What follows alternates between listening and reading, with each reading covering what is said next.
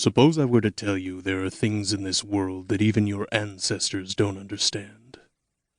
Places that have no explanation, and people that hide their true intentions.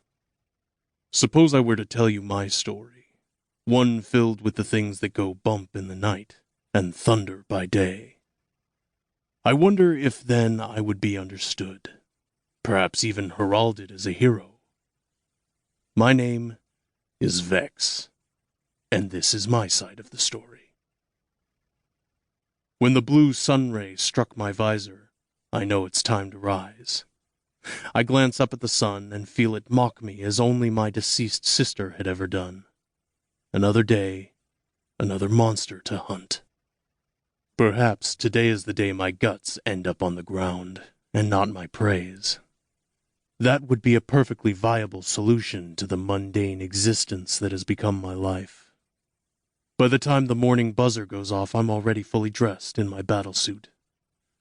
Poking my head out of the tent, marked X, I met with the distinct smell of cinnamon, a rarity on this cesspool of a planet. Navigator. I keep telling you, Vex, it's okay to call me by my first name. It's Allison, in case you forgot. Navigator. I repeat. Yes, Vex, I'm here, as always. How are the oxygen levels of the planet? And what's for the breaking of fast? Oxygen is at 1.5, same level it was yesterday, the day before, and the day before that. Breakfast for striker classification is cornmeal porridge with a dash of cinnamon and hard dough bread. Copy that. Navigator on standby. Approaching the communal dining area, my eyes lock onto the giant pot of cornmeal porridge for strikers. Increasing the frequency of my strides, I approach as if stalking prey, each step carefully laid on the ground with silent zeal. When I reach the front of the line, a heaping portion is poured for me, along with 2 servings of bread. A meal for a champion if there ever was one. As usual, I hear my troop calling me over to sit with them. Pretending not to hear them, I sit in my usual spot in the corner of the large dining tent. It's a good spot, a spot that allows me to analyze the group that made it to the lush planet, known as Marda. In the distance is the number 2 ranked striker, Tyrant, with his troop, a group as cutthroat as he is. I've had a few run-ins with him on my hunts. With his reinforced battlesuit, destructive phenome, an assortment of grenade and rocket launchers, he's a force to be reckoned with.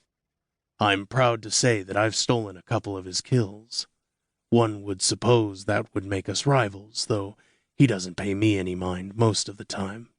He's too focused on the mysterious Chaos. My eyes survey the area to locate Chaos, but she's nowhere to be found. As the top-ranking striker in the Interplanetary Galactic Force Eclectic Division, or the IGF, she has certain privileges.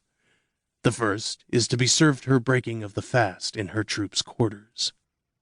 What purpose a troop's quarters have, I wouldn't know. Never been, nor do I have plans to visit. My time is better used. Allison to Vex. Allison to Vex. Go ahead.